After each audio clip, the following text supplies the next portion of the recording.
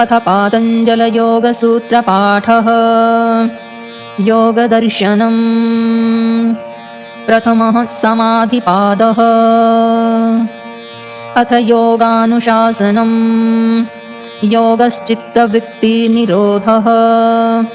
तदा द्रष्टुः स्वरूपेव स्थानम्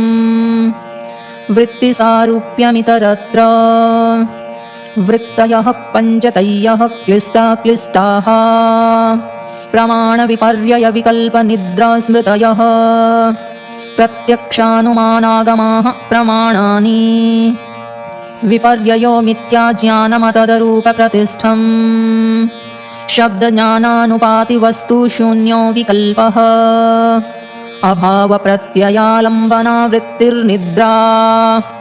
अनुभूतविषया सम्प्रमोषः स्मृतिः अभ्यासवैराग्याभ्यां तन्निरोधः तत्र स्थितौ यत्नोऽभ्यासः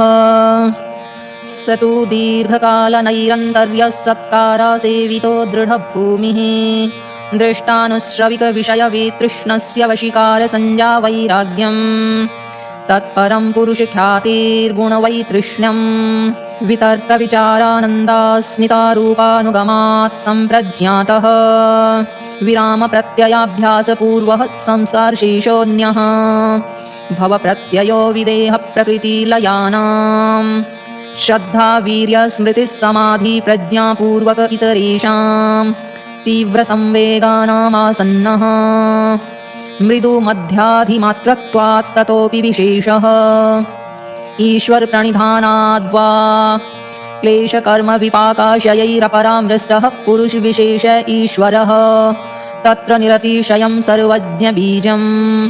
स एष पूर्वेषामपि गुरुः कालेनान्वच्छेदात् तस्य वाचकः प्रणवः तज्जपस्तदर्थभावनम् ततः प्रत्यक्चेतनाधिगमोऽप्यन्तरायाभावश्च व्याधिस्त्यानसंशयप्रमादालस्य विरतिभ्रान्तिदर्शनालब्धभूमिकत्वानवस्थितत्वानि चित्तविक्षेपास्ते अन्तरायाः दुःखदौर्मनस्याङ्गमे जयत्वश्वासप्रश्वासविक्षेपसह भुवः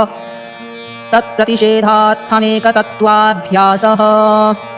मैत्रिकरुणामुदितोपेक्षाणां सुखदुःखपुण्यापुण्यविषयाणां भावनातश्चित्तप्रसादनम् प्रच्छर्दन् विधारणाभ्यां वा प्राणस्य विषयवती वा प्रवृत्तिरुत्पन्ना मनसः स्थितिनिबन्धिनी विशोका वा ज्योतिष्मती वीतरागविषयं वा चित्तम् स्वप्ननिद्राज्ञानालम्बनं वा यथाभिमध्यानाद्वा परमाणुपरममहत्त्वान्तोऽस्य वशिकारः क्षीणवृत्तेरभिजातस्येव मणेर्ग्रहित्रीग्रहणग्राह्येषु तत्स्थतदञ्जनता समापत्तिः तत्र शब्दार्थज्ञानविकल्पैः सङ्कीर्णा सवितर्का समापत्तिः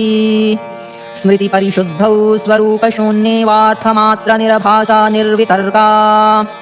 एतयैव सविचारा निर्विचारा च सूक्ष्मविषया व्याख्याता सूक्ष्मविषयत्वं चालिङ्गपर्यावसानम् ता एव सबीजः समाधिः निर्विचारवैशारद्येऽध्यात्मप्रसादः ऋतंभरा तत्र प्रज्ञा श्रुतानुमानप्रज्ञाभ्यामन्यविषया विशेषार्थत्वात् तज्ज संस्कारोऽन्यसंस्कारप्रतिबन्धी तस्यापि निरोधे सर्वनिरोधान्निर्बीजः समाधिः इति पातञ्जलयोगसूत्रपाठे समाधि